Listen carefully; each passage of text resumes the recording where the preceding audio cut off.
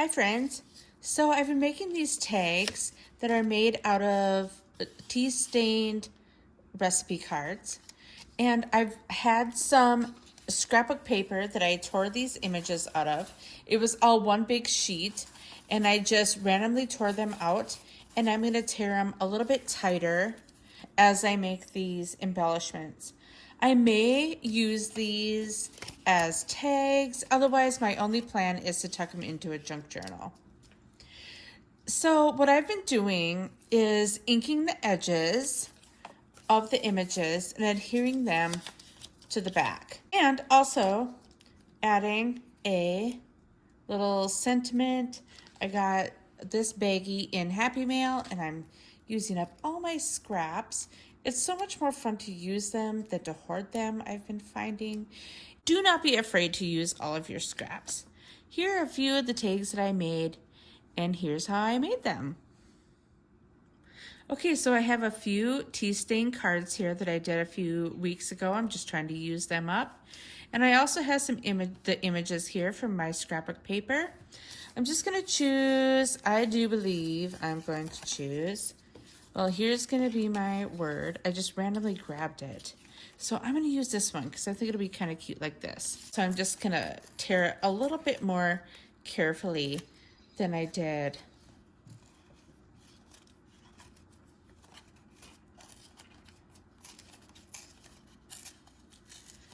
trying to stay tight, yet not leave little fingernail marks.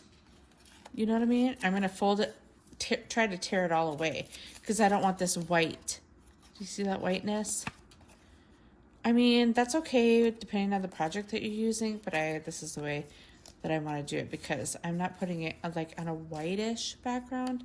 I'm putting it on a tea stain background. So I don't want any white showing. I mean, you know, there are ways to make tags with white tones, but that's just not what I'm going for this time. So here I go, fussy cutting as a little birdie sing outside the window and sound so beautiful because it's finally spring. We were pretty blessed this winter. As you notice, you haven't heard, I'm pretty sure like a year ago, I was complaining about how it's blizzarding yet again. But, okay, so we're gonna do this little image here. I got my little cube of vintage photo Tim Holtz Distressed ink. Remember I had bought some tiny ones just because I wanted to test them out. I usually am a huge Stampin' Up fan, but I thought I'd try them out. I gotta give them all a try, right? I do really like the colors. I especially love the other ink pads. I don't remember what they're called. The Distress Oxide pads.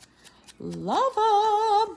So I'll probably buy more of those, the Distress Oxide, and then purchase my inks from Stampin' Up because they are pigment inks. They don't, you know, they're not water soluble. You know, what you stamp is what you get. At least that's the formula that they used to have. Okay, so there we have our inked image. I'm just gonna flip this bad boy over and set it down. But yet when we set it down, it's still a little bare around the edges. So we're gonna tie it all together and ink those as well. Just real fast. We might have to add more ink just to pull it all together a little bit more. I need to add water to my ink pad here. 1 second. I'm just gonna give it some more water and then watch the difference. You have to be really careful because it's like color overload. See what I mean? Woo! Now we're rocking. There we go.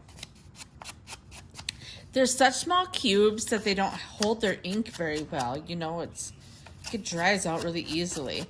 But they've been holding their ink. You know, there's still ink in there. Okay, so I'm gonna lay this little piece down here, and I'm going to see where the color needs to be filled in a little bit more on this tag. I mean, it's just like a distinct outline. I need it to look grungier than that. So what we're going to do is just dauber some of that wet ink on there. See how that goes? Okay, we'll put our image back on. Where else do we see that we could use some color? I say around the edges here. Wherever you would naturally grab the tag, because we're going for a worn vintage look with these tags. So I'm just going to ink where it would naturally be grubby. Okay, there we go. That looks really nice, don't you think so? I'm just gonna grab a little scrap piece of paper here. And I have my Fabrifusion glue. This adhesive I really like because it is a permanent fabric adhesive, and I find that things can bend a little better without cracking, which makes it easier to flatten out your papers under a heavy book or adhere your fabric to your journals and let it have a little bit of stretch. I've used tacky glue, Elmer's school glue, things like that, but those glues have always cracked on me. And if anybody's gonna be cracking around here, it's gonna be me. Okay, so we're just gonna put that down real good. Okay. And this way I'm setting it off to a little side here so I can put a little sentiment here of some sort. This is not glued down very good whatsoever. I'm just gonna take my little lid here and push some of that glue to the edges there, just to adhere it really good. But don't squish it out too much because you still have to flatten it out, and you don't want whatever you're flattening it out with to go stick into your heavy thingy. You also don't want a bunch of shiny stuff on the outside where your glue has. That's one complaint I have, is it leaves a shiny residue when you go across it. I've been burnt too many times with glue stick. This has been the best glue that I've used so far. And if I have not been able to find the art glitter glue, and I'm really not like I don't know, I'm old fashioned. I just got to go online and get some of that art glitter glue that everybody says is fantastic. If you like the art glitter glue, or if you prefer something different when you're doing your crafts, please let me know. I'm open to suggestions, but I need a flexible silicone glue. Okay, so we have that glued down, and this is pretty much flat. Let's give this a little inky around the sides, because you can't just decorate one side. It has to be the same on the back, especially if you're trying to fake a